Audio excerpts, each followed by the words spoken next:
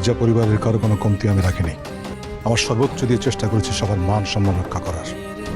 তুই আমার ছোট ভাই, কি এমন অভাব পড়লো যে জমি বিক্রি করতে হবে, তাও আবার দলিল জাল করে আমার শত্রুপক্ষ শিকদার পরিবারের কাছে।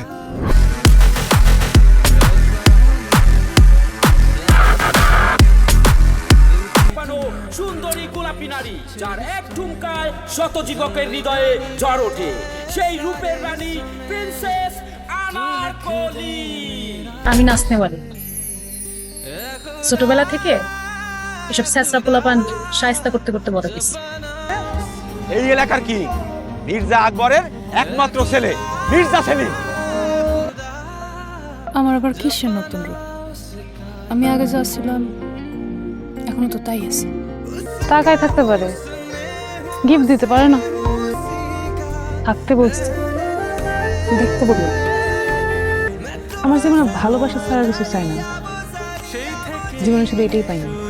ছোট সাহেব যে মায়ার লাগে সম্পর্ক করে, ও মায়া জাতির মায়া না, ও মায়া ভালা না।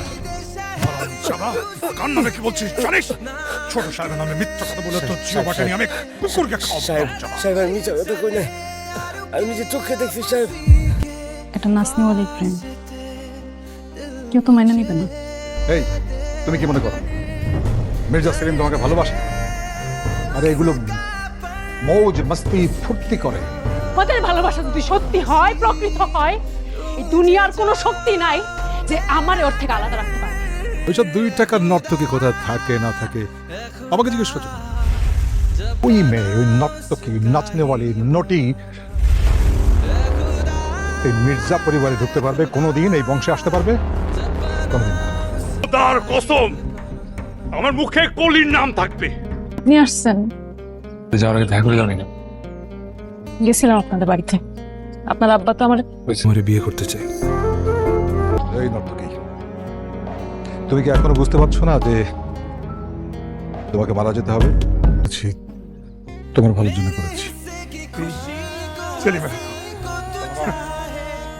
আপনার শাস্তি